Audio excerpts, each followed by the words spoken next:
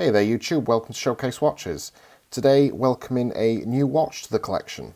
I know in previous videos I've talked about slimming the collection down and that I wasn't looking to purchase anything else, but you know, when you're a watch addict, you're a watch addict, and it's difficult to stop. So I got opportunity to purchase this watch, and it's a watch that's been on my radar for some time, and you know, I thought, to hell with it. You only live once in these uncertain times. You know, enjoy life while you're here. So I purchased this 1996 Rolex GMT 16700, and just wanted to tell you about the watch, why this watch has been on my radar for some time, and why it's a watch that I have personally purchased. So the Rolex GMT Master. Now this is the Master, not the Master 2.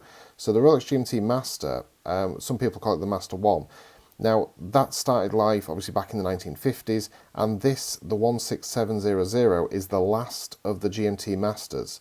After this, it went on to the GMT Master 2, which is the 16710. That is the GMT Master 2. This is the GMT Master 16700, the last of the GMT Master range. And so the reason why I purchased this watch, you guys will know that I owned a 16750. Well, I actually own two of them. The 16750. Now, the problem with the 16750 for me was it didn't have the Sapphire Crystal. So as a daily wearer, it wasn't particularly ideal. It was prone to scratching. It just didn't make the perfect daily wearer. What I've always wanted in a GMT Master is I wanted to feel the vintage charm of the GMT. I wanted the days of old when air travel actually meant something, when air travel, you know, it was the golden age of air travel. It was the day when you were treated like a human being on the aircraft. You were welcomed on. Everybody got treated as a VIP. It wasn't just you didn't have to pay more than the next person to be treated like a VIP. Everybody was looked after the same. It was just the golden era of air travel, and that's what I think of when I think of the GMT Master. I think back to the days of Pan America when Pan Am and Rolex got together to create the GMT. So the GMT Master for me as a Rolex model, very much I want something that feels vintage. I want something that's dating back to the days of old when air travel was something special. I want something that provokes them sort of thoughts. Yes, I own the GMT Master 2 Batman, which I love that watch, but you know, it's leagues and it's miles away from the original. It's nothing like the original GMT Master. It doesn't provoke those same thoughts of the days of old when air travel meant something. It doesn't provoke any of those sort of fancy feelings. It doesn't provoke anything like that. I like that watch for the watch. You know, I like the colours, I like the build quality, I just love the watch. But when it comes to a GMT Master, when I'm purchasing a vintage one, I'm looking for something that I can wear on a daily basis. I'm looking for something that is water resistant, and I'm looking for something that provokes that charm, that vintage, the days of old. You know, as I keep saying, that you know, when air travel was a luxury experience, when air travel wasn't just, you know, sit you in a seat, pack you into an aircraft like cattle, lead you in lines like cattle, and then just say, you know, sit down, you know, belt up, we're taking off, and your in-flight meal comes on a plastic tray. I'm going back to the days when you could get an in-flight meal that you actually had cutlery, you actually had glassware, you were treated like a human being on your holiday. So the 16700, it has the Sapphire Crystal, obviously big upgrade on the previous models, which all had the plexiglass. We've got an aluminium bezel, which, as you can see on this one, is beautifully faded. It's got a lovely patina to the bezel. Just going nicely pink on the red part, and the blue is still in lovely condition.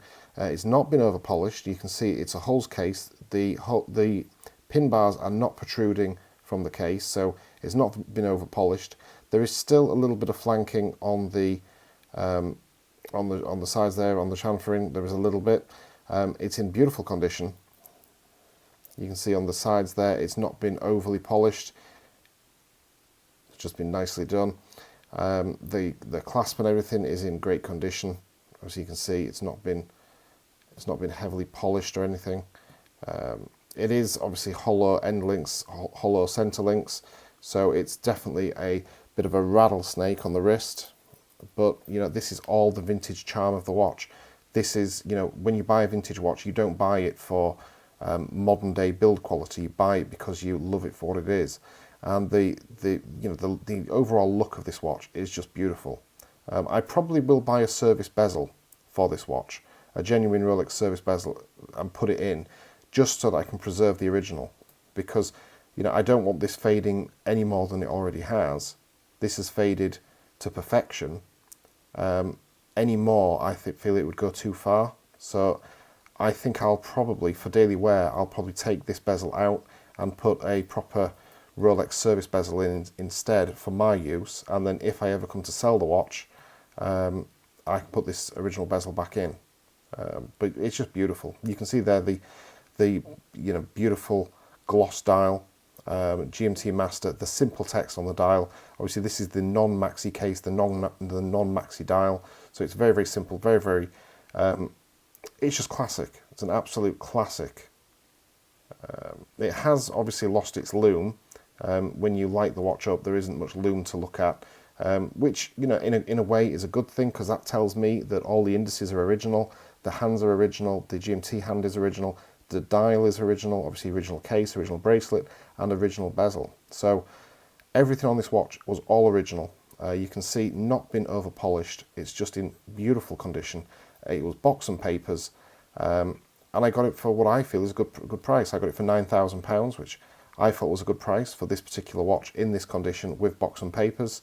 Yeah, it's just a beautiful, beautiful watch. So I'm just doing this video just to welcome it to the collection. I will do an in-depth review of the watch once I've had it on the wrist for a few weeks, and my overall opinion and thoughts of the watch. But ultimately, I wanted a watch that was vintage, or near vintage.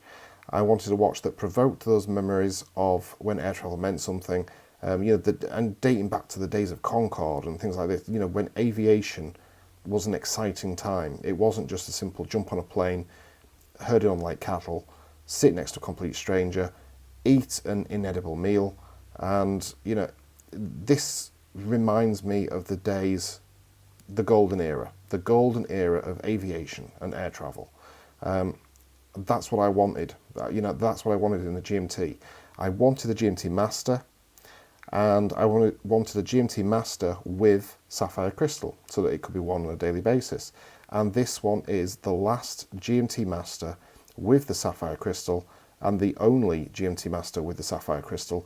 After this, you go on to the GMT Master 2, which is the 16710, which was a watch that I considered, but it wasn't a GMT Master. It wasn't the original GMT Master, and that's why I specifically wanted the 16700. So yeah, beautiful watch, absolutely love it, and I will do a video of the watch once it's been on the wrist for a few weeks, and my overall opinions. So let me know what you guys think. What do you think to the GMT Master? Do you like the watch? Do you like the faded bezel? Would you change the bezel and put a service bezel in? And obviously it goes without saying I'll keep the original in the box for if I ever was to sell the watch, but do you like it faded? Me personally, I think it's just the charm and character of the watch, but I just don't want to harm this bezel, so that's why I put a service one in its place. So yeah, let me know what you guys think. As always, check out the rest of the channel, check out my other videos. If you haven't already, like and subscribe to the channel, and you can catch me on some live streams, whether it be on my own, the Flipping Zippo channel, which I highly recommend. That's on a Sunday evening GMT time, I think 7 o'clock GMT. You'll catch me sometimes on the Archie Luxury Show.